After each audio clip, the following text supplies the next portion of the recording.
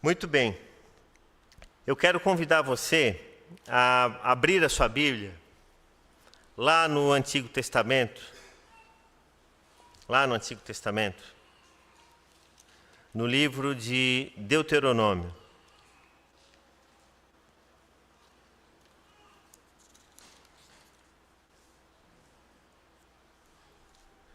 Deuteronômio, capítulo 8.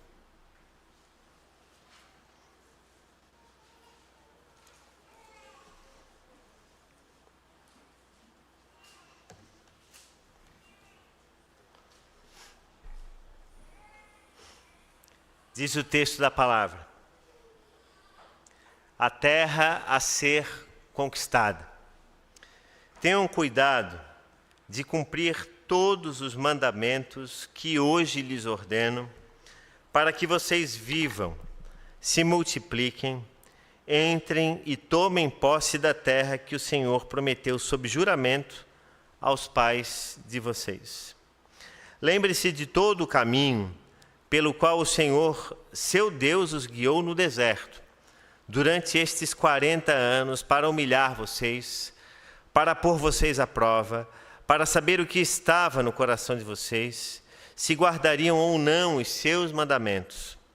Ele humilhou vocês, ele os deixou passar fome, ele os sustentou com o maná que vocês não conheciam e que nem os pais de vocês conheciam, para que vocês compreendessem que o ser humano não viverá só de pão, mas de tudo o que procede da boca do Senhor.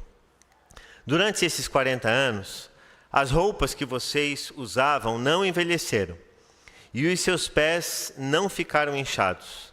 Portanto, saibam em seu coração que assim como um homem disciplina o seu filho, assim o Senhor, seu Deus, disciplina vocês. Guardem os mandamentos do Senhor, seu Deus, para que vocês andem nos seus caminhos e o temam. Porque o Senhor, o Deus de vocês, os faz entrar numa terra boa, terra de ribeiros de águas, de fontes, de mananciais profundos, que saem dos vales e das montanhas. Terra de trigo e cevada, de vinhas, figueiras e romanzeiras. Terra de oliveiras, de azeite e mel. Terra em que vocês não terão escassez e em que não lhes faltará nada. Terra cujas pedras são ferro e de cujos montes vocês extrairão o cobre. Vocês comerão e ficarão satisfeitos e louvarão o Senhor seu Deus pela boa terra que lhes deu. Vamos orar? Senhor, nosso Deus e Pai, nós te damos graças mais uma vez por essa hora e suplicamos a iluminação do Teu Espírito sobre as nossas vidas, a fim de que aprendamos esta palavra e ela nos seja útil, como sempre o é, e nos dê o discernimento para a vida. Obrigado por essa hora e assim oramos humildemente em nome de Cristo Jesus. Amém. Certa vez, um ferreiro passou por um grande problema na sua vida, uma grande perda. E em meio à dor, ele, buscando a presença de Deus, alguém chegou para ele e perguntou: como que você ainda acredita em Deus depois de tudo o que você passou? Como que você pode ainda falar de Deus, testemunhar de Deus, orar a Deus, crer em Deus, mesmo você tendo passado por todas as coisas que você passou?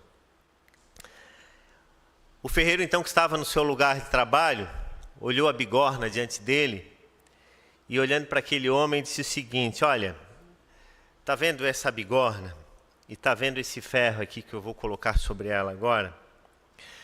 Esse ferro aqui, para ele ser útil, eu preciso, a primeira coisa, colocar no fogo até que ele fique incandescente.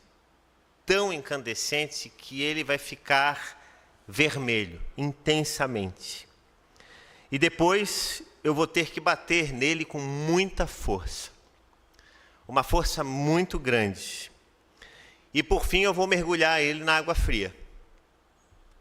Isso é o que eu faço todos os dias, com todos os itens e ferramentas que me pedem para fazer aqui na minha oficina. Se eu retirasse o ferro do fogo antes da hora, ele ia ficar frágil, ele não ia ficar temperado. Se eu não batesse, ele não ia adquirir a forma que eu espero. E se eu não resfriasse, ele não ganharia a resistência que ele precisaria. Então, o que eu posso dizer é o seguinte: o ferreiro disse para aquele homem: Deus trabalha comigo e com cada um de nós da mesma forma.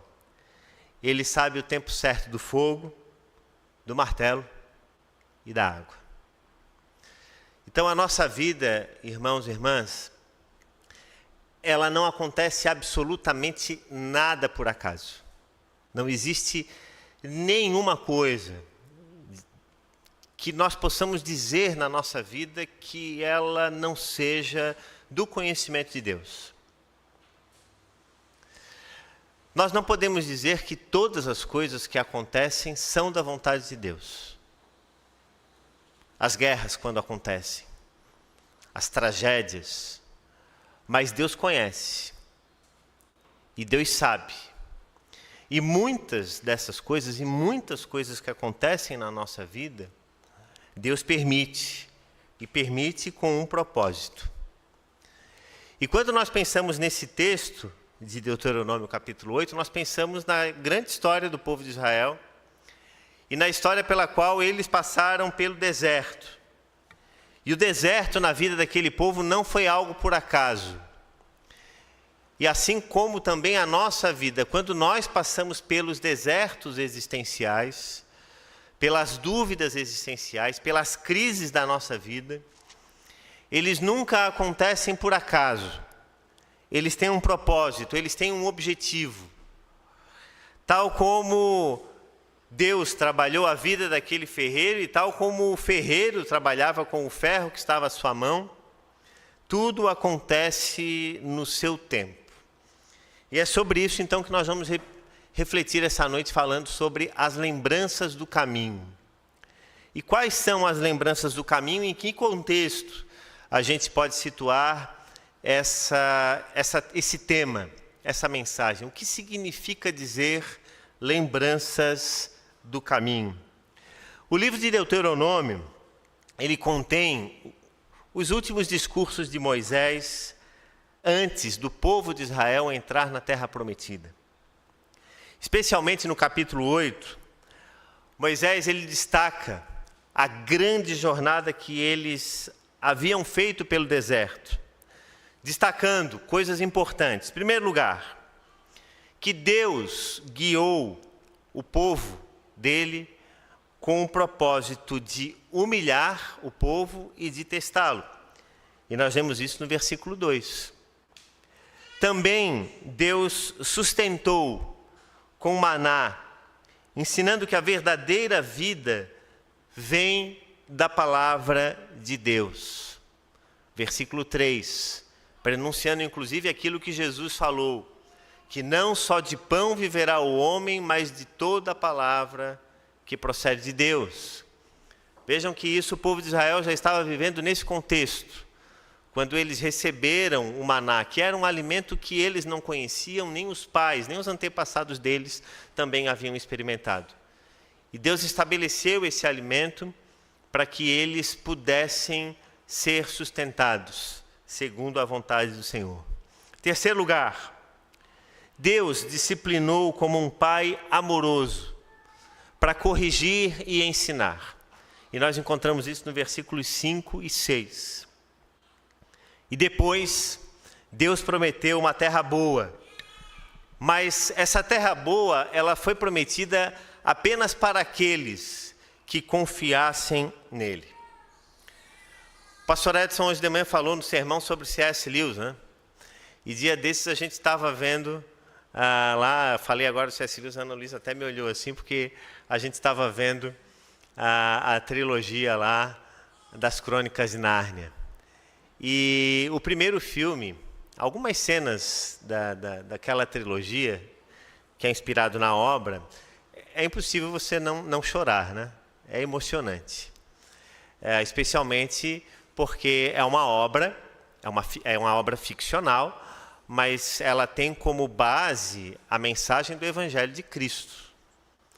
O Aslan ali, que é o leão, ele é uma tipificação de Cristo.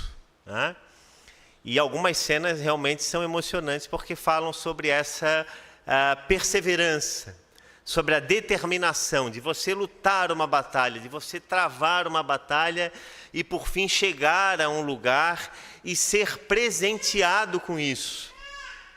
E num dos filmes tem lá o país de Aslan, que é um país que fica atrás de uma coluna gigantesca de mar, de águas, e que somente aqueles que de fato tivessem passado por grandes provas ao longo da sua existência poderiam pegar um barco e atravessar, chegando àquele país de Aslan. Só que tinha um detalhe: os que passassem naquela barreira e chegassem ao país de Aslan não poderiam voltar mais.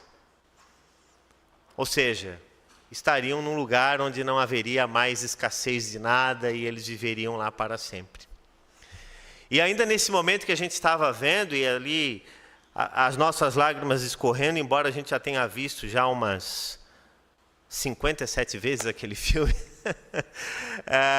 me lembrou também uma outra obra do John Bunyan, O Peregrino, que nós também já vimos o filme, já lemos a obra. A UPA, inclusive, trabalhou com esse livro, que é um livro fantástico. Você não teve ainda o privilégio de lê-lo, faça-o.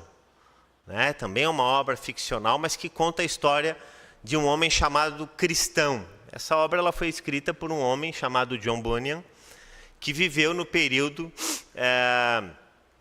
das revoluções inglesas. Ele foi preso, ele foi perseguido pela sua crença, e justamente por falar contra a impiedade, o afastamento do povo e do reino da Inglaterra naquele período em que eles precisavam se voltar para Deus. E ele conta a história de um homem, como disse, chamado Cristão, que enfrenta uma jornada rumo à pátria celestial. Se você tiver assim com pressa de saber como é, no YouTube tem um vídeo, tem um filme que mostra esse filme, O Peregrino. Ele é bem antigo, ele não tem assim uma produção cinematográfica fantástica de filmes como a gente vê, mas é uma mensagem também muito emocionante. Então, olhar para essas obras, como essa que eu citei agora, do Lewis ou do Bunyan, que falam sobre a perseverança, que falam sobre a caminhada cristã, como algo que, de fato, eu e você precisamos ter determinação, de que nós precisamos dar o nosso melhor, de que há um esforço diário, porque, vejamos, irmãos e irmãs, ser cristão não é algo simples. Nós vemos hoje em dia pregações e o Evangelho que ele é absolutamente mostrado como aquele que agrada as opiniões e os pensamentos, as vontades. E muita gente anda atrás disso. E muita gente anda à procura daquilo que lhe afaga, daquilo que lhe apraz.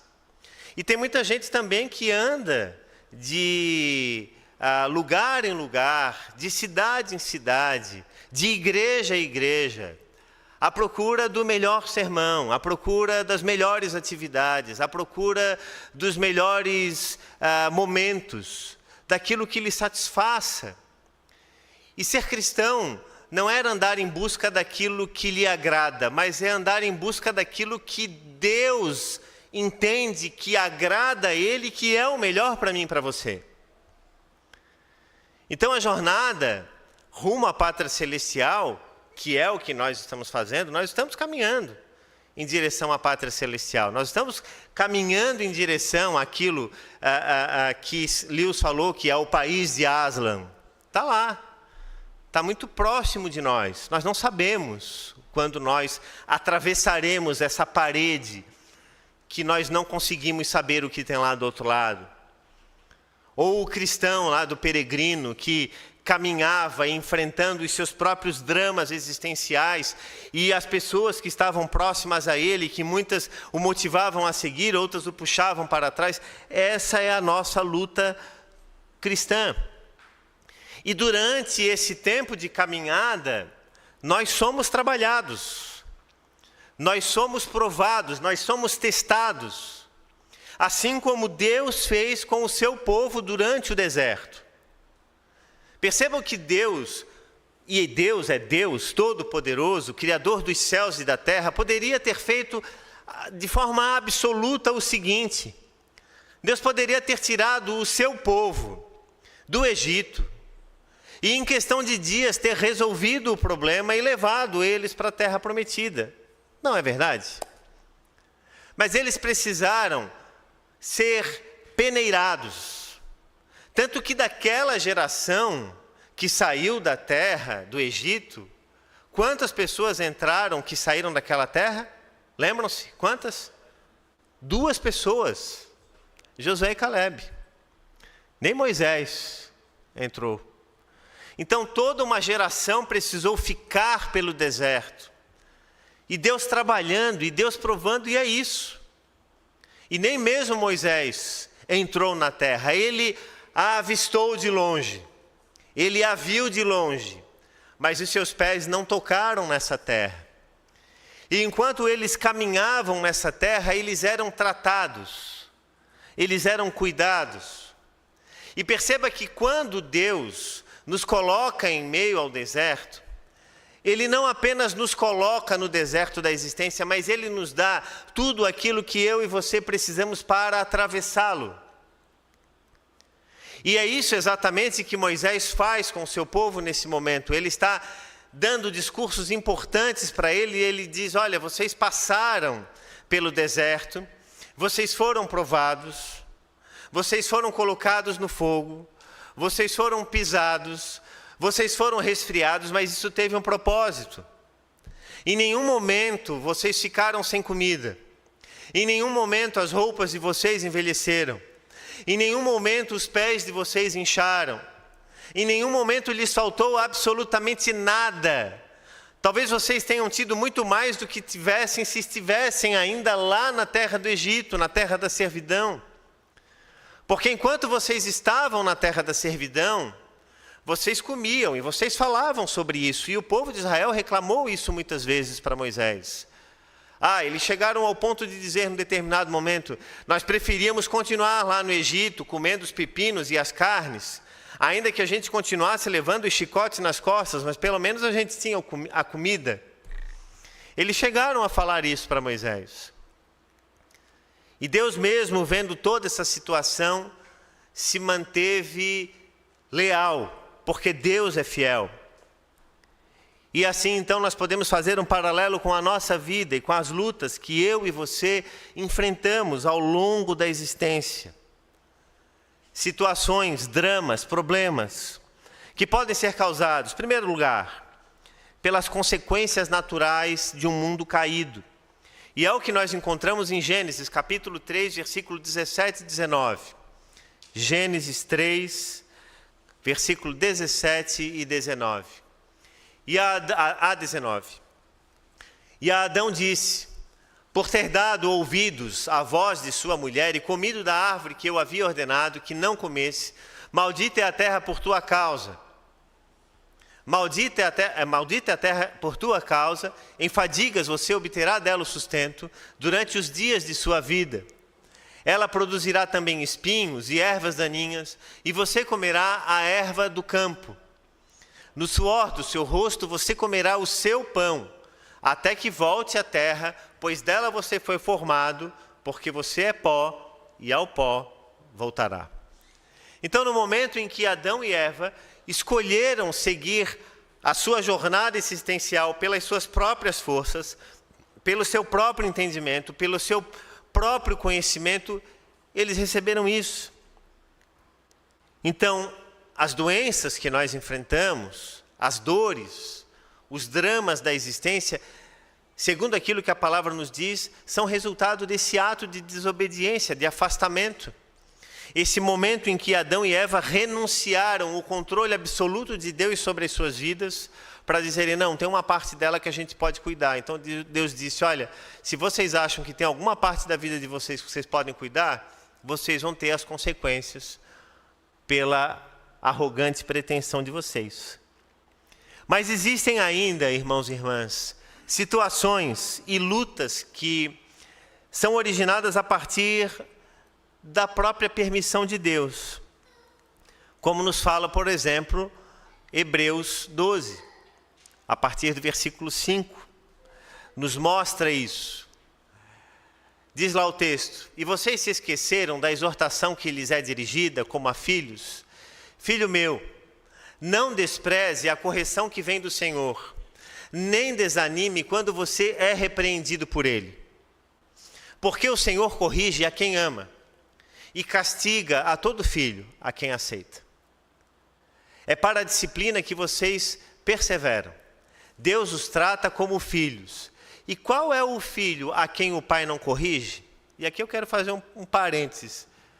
Nós nunca fomos corrigidos pelos nossos pais? Nós não corrigimos os nossos filhos? Nós não chamamos Deus de pai? E nós olhamos para Deus e esperamos que Ele também não nos corrija quando necessário? Qual é o pai que não corrige seu filho? É para disciplina. 8 agora, Bruno, por favor. Mas se estão sem essa correção, da qual todos se tornam participantes, então vocês são bastardos, e não filhos. Além disso, tínhamos os nossos pais humanos que nos corrigiam e nós os respeitávamos. Será que então não nos sujeitaremos muito mais ao Pai espiritual para vivermos? Pois eles nos corrigiam por pouco tempo, segundo melhor lhes parecia. Deus, porém, nos disciplina para o nosso próprio bem, a fim de sermos participantes da sua santidade. Eu acho muito interessante esse versículo 10, né? Porque o autor de Hebreus ele diz, olha, os nossos pais humanos, eles nos corrigiam por pouco tempo, que é aquilo que um pai e uma mãe faz enquanto os filhos estão em casa. Mas ele não nega que com Deus, veja que ele coloca ali, depois de melhor lhes parecia, tem um ponto e vírgula ali, ou seja, ele dá uma pausa, mas ele continua o pensamento, dizendo o seguinte, Deus, porém, nos disciplina para o nosso próprio bem, a fim de sermos participantes da sua santidade. Ou seja, quando Deus nos disciplina, quando Deus nos adverte de algum erro, de algum mau caminho, isso tem um propósito, isso tem um objetivo. E o objetivo é o nosso crescimento. O objetivo é o nosso aperfeiçoamento. E para isso, então, nós vamos refletir brevemente 3 realidades que nós encontramos nesse texto. A primeira delas, todas as vezes que Deus nos prova, Deus prova o nosso coração. E tem um objetivo nisso. Deus nos prova para que a nossa humildade e dependência dele sejam mais acentuadas. Isso é o que diz o versículo 2 do capítulo 8 e também os versículos 5 e 6. O texto diz, lembre-se de todo o caminho pelo qual o Senhor, seu Deus, os guiou. Versículo 2. No deserto durante esses 40 anos, para humilhar vocês, para pôr vocês à prova, para saber o que estava no coração de vocês, se guardariam ou não os seus mandamentos. Quando nós vamos olhar lá no texto bíblico original, a palavra humilhar, que é usada ali, quando diz que Deus humilhou o seu povo, Haná, indica um processo de quebrantamento para revelar o caráter. Então, quando nós passamos por um deserto, quando eu e você passamos por uma luta existencial, é o nosso caráter que está sendo lapidado. É a nossa percepção sobre a vida, sobre o mundo que está sendo modificada. Deus está transformando e mostrando como a nossa vida deve ser. O autor de Provérbios, ele reforça essa ideia, lá em Provérbios 3, 11 e 12, quando diz, meu filho, não rejeite a disciplina do Senhor, nem se aborreça com a sua repreensão, porque o Senhor repreende a quem ama, assim como um pai repreende o filho a quem ele quer bem. É igual muitas vezes lá em casa, quando a gente diz alguma coisa para Ana Luísa e ela assim, por que está com essa cara de bravo? Né? Por que está fazendo isso? Por quê? Tem um propósito, assim como o vovô fazia com o papai. Tem um objetivo. Né? Todos aqui que são pais já fizeram isso com seus filhos. Tem um motivo.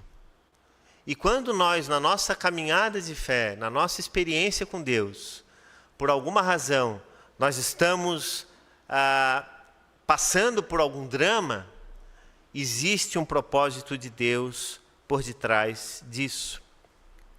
A crise que a sociedade do nosso tempo ela vive, que é uma crise de inconstância, que é uma busca de estar sempre à procura do novo, daquilo que lhe satisfaça. O coração humano que ele é enganoso mais do que todas as coisas, e foi isso que Jeremias falou, lá no capítulo 17, versículo 9 do seu texto, quando fala que enganoso é o coração mais do que todas as coisas e desesperadamente corrupto, ele faz uma pergunta, quem poderá entendê-lo? Quem o conhecerá? E na continuidade, no versículo 10, diz, eu, o Senhor, sondo o coração, eu provo os pensamentos para dar a cada um segundo os seus caminhos, segundo o fruto das suas ações. Então, todas as vezes que nós pensamos nos desertos da vida, todas as vezes que nós pensamos na disciplina do Senhor, nós sempre pensamos como algo ruim.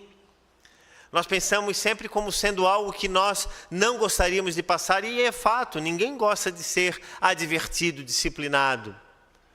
Mas quando nós muitas vezes somos advertidos e disciplinados por alguma razão, quando, por exemplo, vamos ao médico e somos advertidos que precisamos tomar determinado tipo de medicamento, ou precisamos fazer mais atividade física, né?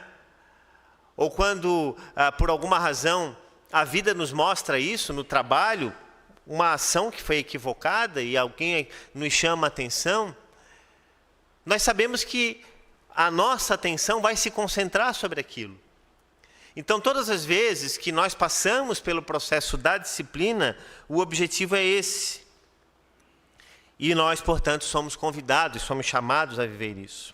Há uma frase de um pensador dinamarquês chamado Søren Kierkegaard, que ele diz o seguinte, a vida só pode ser compreendida olhando-se para trás, mas só pode ser vivida olhando para frente. A vida só pode ser compreendida olhando-se para trás, mas só pode ser vivida olhando para frente. Então, o que Moisés estava fazendo com o povo de Deus naquele momento é o seguinte, ele pega o capítulo 8, e para mim esse capítulo 8 ele é fantástico, porque depois ele tem a continuidade do versículo 11 até o versículo 20. O que ele faz é uma revisão de vida com o povo. Ele traz à memória tudo aquilo que o povo havia passado, tudo aquilo que eles haviam experimentado, de dor, de sofrimento, de lutas, de provações. É claro, eles ficaram 400 anos na terra do Egito, numa terra de servidão, e acreditavam que, no momento em que Moisés os chamou para uma nova vida, para uma terra que manava leite e mel, eles acreditavam que aquilo viria facilmente. Só que Deus tinha o projeto, o plano de trabalhar o caráter deles. E é exatamente isso que acontece na nossa vida.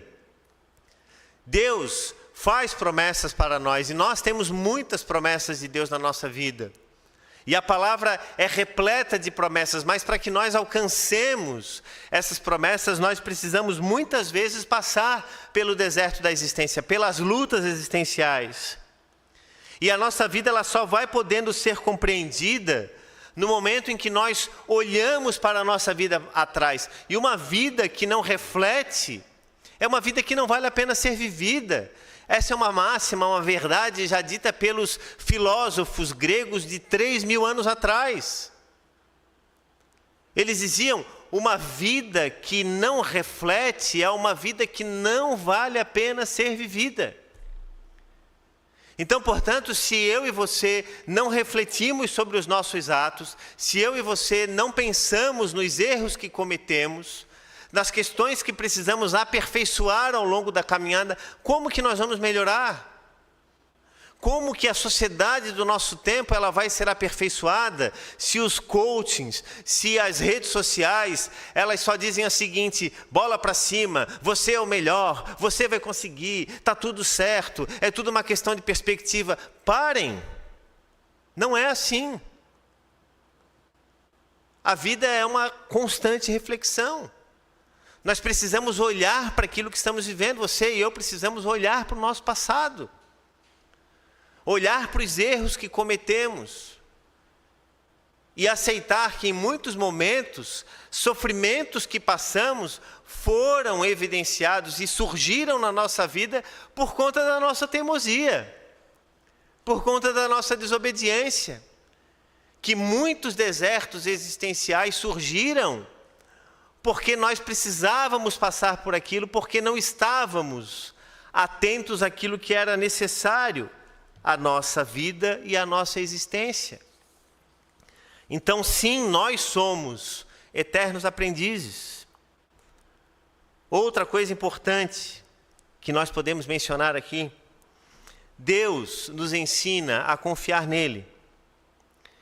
E esse também é um ponto importante da nossa mensagem, que é a vida pela palavra. E ele diz lá no versículo 3 e 4, ele humilhou vocês, ele os deixou passar fome, ele os sustentou com o maná que vocês não conheciam, e que nem os pais de vocês conheciam, para que vocês compreendessem que o ser humano não viverá só de pão, mas de tudo o que procede da boca do Senhor. Durante esses 40 anos, as roupas que vocês usavam não envelheceram, e os seus pés não ficaram inchados. O maná, como nós dissemos anteriormente, ele era a provisão divina. E a sua chegada, ela dependia exclusivamente da palavra de Deus. A lição espiritual que a gente entende e recebe aqui, ela é extremamente profunda. Porque no meio do deserto, no meio da luta, no meio das dificuldades, no meio das provações, Deus não nos deixa sem amparo. Todos nós passamos por provação. Eu não sei qual é a provação que você passa na sua vida nesse momento. Todos nós passamos. A sua provação pode ser um pensamento intrusivo, ruim, a respeito de si mesmo, a respeito de um amigo, de um parente, de uma visão errada que você tem de você. Muitos podem ser relacionados a uma questão financeira, a uma saúde, a um problema de relacionamento em casa. Todos nós temos, nós não somos resolvidos. Embora a gente esteja aqui tudo bonitinho e arrumadinho, ninguém está zerado aqui. Tá? Fiquem tranquilos. Sempre nos falta alguma coisa. Sempre nos falta alguma coisa. Sempre tem alguma coisa na nossa vida que precisa ser aperfeiçoada. Sempre existe alguma realidade na nossa vida que precisa ser modificada. Como disse, a percepção sobre nós mesmos, às vezes a percepção sobre os nossos filhos, sobre os nossos familiares, continuamente nós estamos sendo tratados. A existência é isso. Embora muitas vezes a gente ache que não, que boa vida mesmo é aquela do outro lá que vive. Aquele lá sim tem a vida que eu gostaria de ter.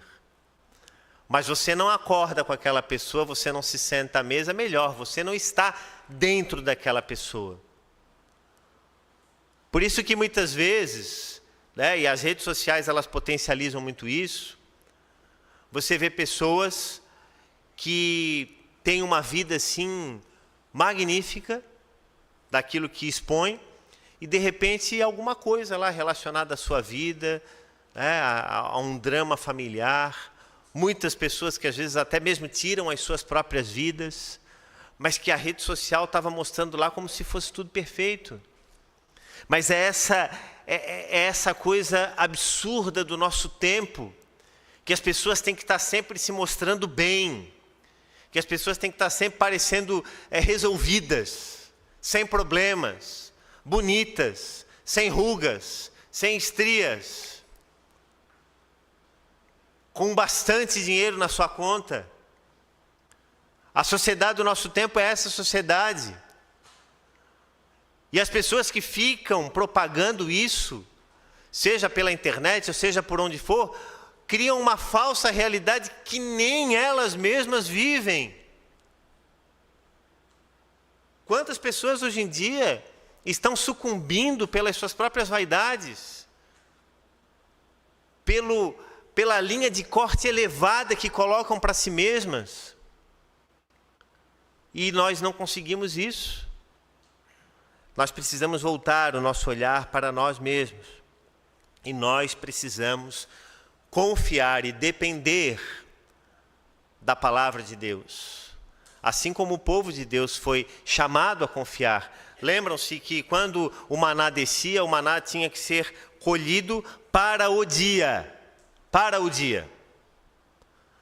Um dia chegou alguém, olhou e disse assim para o outro: já pensou se amanhã Deus esquece a hora e não entrega o maná?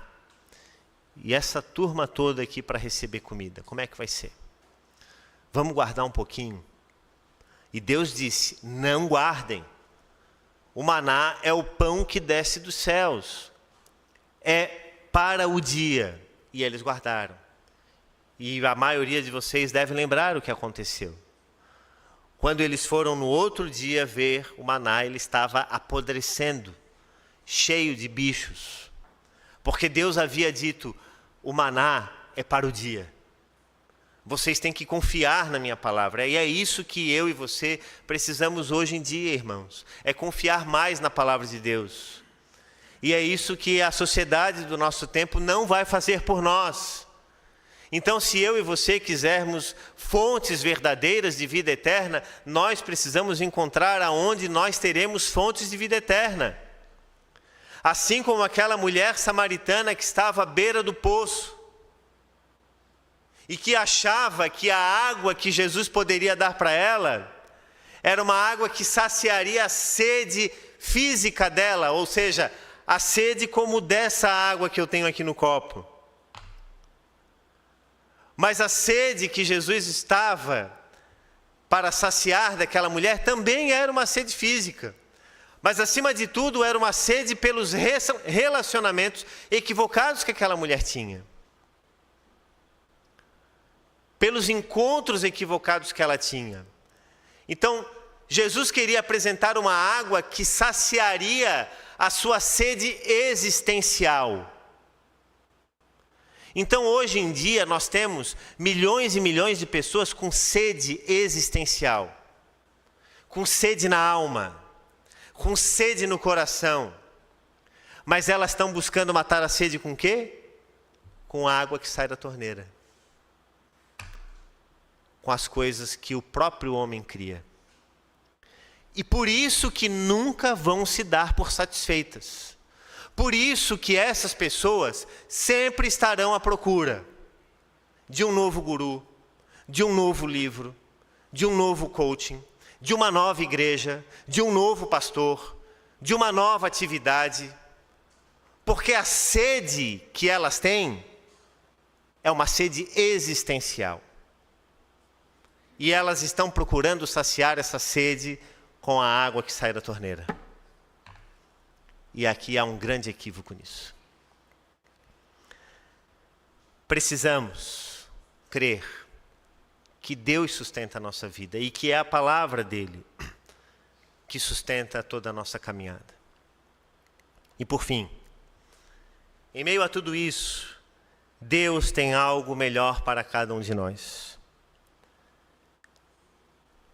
Entre a promessa e o cumprimento existe um deserto. Eu lembro de uns anos atrás, eu e a Renata, a gente estava em São Paulo participando de um congresso, lá em Águas de Lindóia, da CEPAL, e a gente teve a oportunidade de conhecer um grande pregador, o Richard Foster, e ele é autor de um best-seller nos Estados Unidos, Celebração da Disciplina. E nós gostamos tanto de ouvi-lo que depois a gente tentou até engatar uma conversa com ele durante um tempo, só nós três ali arranhando o inglês, e a gente conseguiu conversar, né,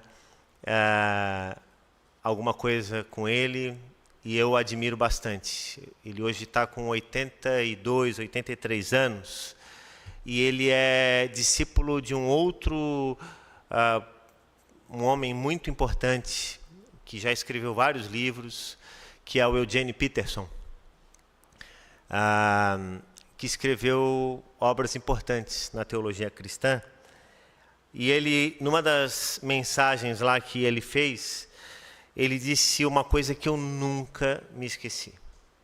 Nunca me esqueci.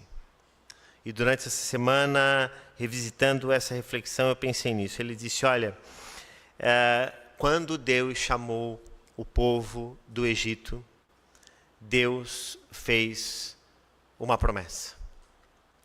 E disse que a promessa era de que aquele povo iria entrar na terra prometida, na Canaã. A terra que mana leite e mel.